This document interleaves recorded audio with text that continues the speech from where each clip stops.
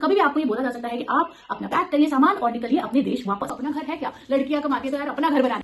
लो अब इधर फंगस आ गई यार, अब ये भी कंप्लेन करना पड़ेगा उनको, फिर वो ठीक कराएंगे रोज कुछ ना कुछ। हाँ, अब ये कंप्लेन करते हैं चलो।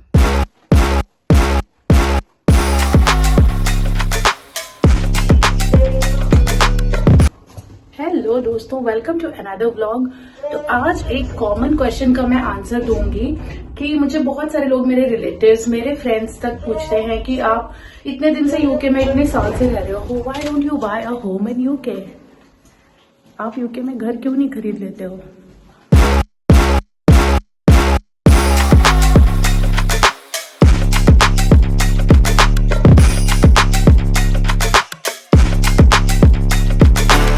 तो आज आपको मैं ऑनेस्ट आंसर दूंगी कि यहाँ पे मैंने और मेरे जैसे बहुत सारे लोगों ने इतने साल रहने के बावजूद यूके में अभी तक अपना घर क्यों नहीं लिया है।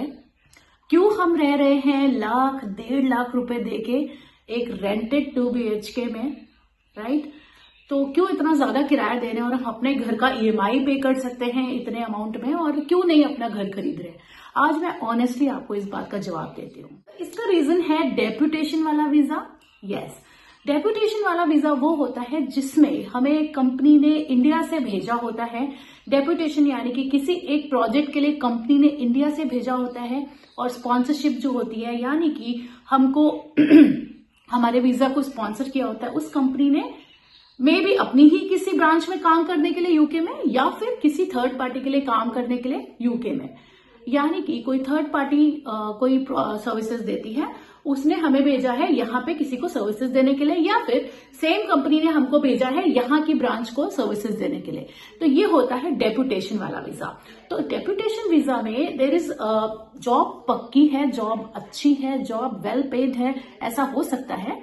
लाइक डिपेंड करता है कि आप किस लेवल पे और क्या काम कर रहे हो। सैलरी अच्छी हो सकती है, बट इसकी कोई गारंटी नहीं होती कि आप कितने दिन उस डेप्यूटेशन पे रहोगे। काम अगर खत्म हो गया इस कंपनी का इस कंपनी से, या सेम कंपनी का दूसरी ब्रांच में काम खत्म हो गया, तो कभी भी आपको ये बोला जा सकता है कि आप अपना पैक करिए सामान और निकलिए अपने देश वापस, बिकॉज हम हैं डेप्यूटेशन वाले वीजा पे। यहाँ पे घर खरीदना हमारे लिए सिर्फ एक इमोशन नहीं होता है कि अपने घर में रहें, है ना, बच्चे को सब सुविधाएं मिलेंगी। बहुत बड़े डिसीजन होता है यहाँ पे घर खरीदना, बिकॉज हमारी जो जॉब है वो अच्छी तो है यहाँ पे, बट उसकी गारंटी नहीं है कि हम यहाँ कितने साल रहने वाले हैं, राइट? दूसरी बात कि यहाँ पे घर खरीदना कोई प्रेशर नहीं है। बहुत सारे लोग यहाँ के भी होके रेंटेड घरों में रहना पसंद करते हैं। लाइक कोई सिंगल अगर लेडी है, या सिंगल लड़का बड़ा हो गया है, या मैरिड है मे बी, या उनकी गर्लफ्रेंड या बॉयफ्रेंड है, तो वो अपने अलग घरों में रहना पसंद करते हैं एडल्ट होने के बाद में।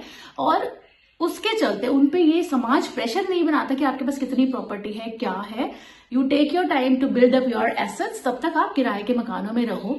तो हमारे अपार्टमेंट में बहुत सारे ऐसे स्टूडेंट्स भी किराए पे रहते हैं, ठीक है। और दूसरी बात, they don't waste their money. अगर उन्हें लगता है कि वो शेयर वाले घर में भी रह सकते हैं, तो वो अपने किसी फ्लैटमेट के साथ शेयर कर लेते हैं और वहां पे आराम से जिंदगी बिताते हैं।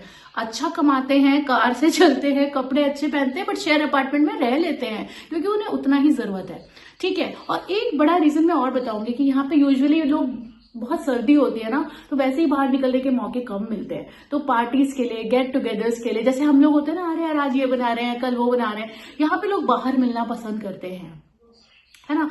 पब्स में चले गए दोस्तों से मिलने, या कहीं रिलेटिव्स को लेके डिनर पे चले गए, लंच पे चले गए।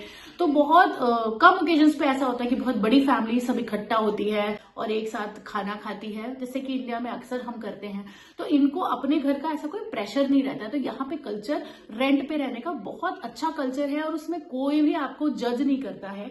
But yes, being an Indian, अगर आपको लगता है कि यहाँ पे घर खरीदना है, तो डेप्यूटेशन पे वो घर खरीदना, डेप्यूटेशन वाले वीजा पे थोड़ा मुश्किल हो जाता है, क्योंकि आगे आप EMI भर पाएंगे, नहीं भर पाएंगे, या आगे आप उसकी मेंटेनेंस वाली चीजें कंटिन्यू कर पाएंगे, नहीं कर पाएंगे, उसकी कोई गारंटी नहीं होती है ना। और रेंटेड घर में कम लायबिलिटी होती है आपकी। दूसरा, अगर आप स्टूडेंट वीजा पे भी हो, है ना, आप वहां से आ रहे हो इंडिया से, सोचिए कि यार जाते ही मैं कोई काम करूंगा, पैसे तो यहाँ पे अच्छे मिलते हैं और विल बाय अ हाउस, तब भी आपके साथ यही कुछ होगा, क्योंकि स्टूडेंट वीजा शायद जितना भी आपका हो उसके बाद कुछ टाइम देती है यूके गवर्नमेंट आपको यहाँ पे जॉब करने का, जिसे पोस्ट वर्क वीजा शायद बोलते हैं, है ना, ऐसा कुछ बोलते हैं। तो कुछ साल वो देती है, बस वही 2-3 साल आपके पास होते हैं, है ना। अगर आपको यहाँ की स्पॉन्सर्ड कोई जॉब मिल गई तो अच्छा है ना। अदरवाइज आपको भी कोई गारंटी नहीं है कि आपको कब वापस जाना पड़े। तो जॉब तो आपको यहाँ पे मिल जाएगी, जो आपको पैसा कमा लोगे आप, बट आप घर में लगा नहीं पाओगे, क्योंकि आगे आप ईएमआई दे पाओगे, यहाँ रह पाओगे नहीं रह पाओगे, उसका पता नहीं रहता है। तो स्टूडेंट वीजा पे भी ये इश्यूज आ सकते हैं। बाकी हम डेपुटेशन पे हैं, इसके चलते हम यहाँ पे घर नहीं ले रहे हैं, राइट। एंड दूसरी बात ये होती है कि it's not like Bombay Pune कि आप कभी भी आ जाओ, अपने रेंट वाले को देख लो, डिपॉजिट देख लो। 2 देशों का फर्क है ना। आने के लिए वीजा लगता है, तो हम ऐसा भी नहीं कर सकते कि हम आज प्रॉपर्टी ले लें और कल रेंट पे चढ़ा देंगे, आज आके देख लेंगे। We need a proper visa, और ट्रैवल करने के लिए टाइम चाहिए हमको, तो वो चीज भी इतनी दूर से पॉसिबल नहीं होती है। Last but not least point, I know many people, बहुत मेरी सहेलियां, बहुत मेरे दोस्त हैं जिनके पास प्रॉपर ILR है, स्टिल दे आर प्लानिंग, और उनका पूरा ये प्लान है कि उन्हें इंडिया वापस जाना ही है। ये रीजन हो सकता है कि वो अपने बच्चों को वो वैल्यूज देना चाहते हैं, अपने देश की वैल्यूज देना चाहते हैं।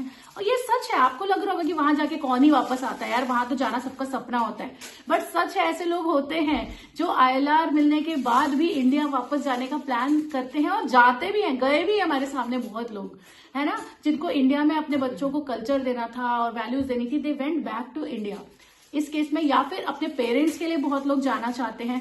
तो आज भी बिल्कुल मतलब कहते हैं ना कि टाइम्स हैव चेंज्ड, बट आज भी कुछ ऐसे बच्चे हैं जो अपने पेरेंट्स के बारे में सोचते हैं, and they want to go back to India to their parents and live there with them in their old age. ऐसे भी बच्चे हैं। इस केस में भी हम लोग इस केस में वो लोग भी घर यहाँ नहीं लेते, है ना, क्योंकि उनको पता है कि उनको इंडिया जाना है, तो फिर ये सब वाइंड अप करके जाना एक डिफिकल्टी रहेगी। तो इस केस में भी कई बार घर यहाँ पे नहीं लेते हैं लोग। बट दोस्तों, इसका ये मतलब बिल्कुल भी नहीं है कि जो बच्चे यहाँ पे सेटल होते हैं वो अपने पेरेंट्स को कम ध्यान देते हैं या कम इग्नोर करते हैं, ऐसा बिल्कुल भी नहीं है। Everybody has their own situations, their own aspirations, और फैमिली एस्पिरेशंस भी होते हैं। कई लोगों की पेरेंट्स की हेल्थ भी डिफ़र करती है, और कई लोग के पेरेंट्स भी आ जा सकते हैं हर 6 महीने में। सो ये पर्सन टू पर्सन डिपेंड करता है। ये मेरे व्यूज़ थे, और मेरा व्यू था डेपुटेशन को लेके सिर्फ, ना कि किसी पर्टिकुलर पर्सन या किसी के भी। और जैसा कि मैंने बताया, यहाँ घर लेना कोई प्रेशर है ही नहीं गाइस। इंडिया में वो बहुत इमोशन है, बहुत बड़ा अपना घर, यार शादी की भी बात होती है तो अपना घर है क्या, लड़कियां कमाती है तो यार अपना घर बनाना है, अपना घर इंडिया में बहुत बड़ा इमोशन है। यहाँ पे कुछ ऐसा बहुत बड़ा प्रेशर नहीं है। हाँ, ऑफ कोर्स आपका घर होता है तो आप फाइनेंशियली स्ट्रांग होते हो, स्टेटस आपका एक 4 लोगों में बढ़ जाता है, ये तो ग्लोबल सत्य है। बट ऐसा कोई प्रेशर नहीं है कि यार आप कमा रहे हो तो अपना घर होना बहुत जरूरी है। यहाँ पे लोग रेंट पे भी रहते हैं, शेयर्ड हाउसेस में भी रहते हैं, है ना, आज में जीते हैं। तो गाइज ये मेरा रीजन था कि मैंने यहाँ पे अभी तक घर क्यों नहीं लिया है। उम्मीद है इस वीडियो से आपको हेल्प मिलेगी एंड थोड़ी क्लैरिटी आएगी कि घर लेना इतना आसान नहीं है यूके में, and it depends on your type of visa, आप कितने अलाउड करती है आपको यहाँ की गवर्नमेंट आपको यहाँ रहने पे, उस पर भी डिपेंड करता है। It depends on type of work you do, so हर चीज पे डिपेंड करता है किसी और देश में घर लेना।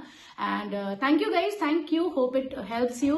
Bye bye, take care. आपसे मिलूंगी अपने अगले वीडियो में, तब तक के लिए अपना ख्याल रखें। बाय। घर क्यों नहीं ले रही हूँ यहाँ पे?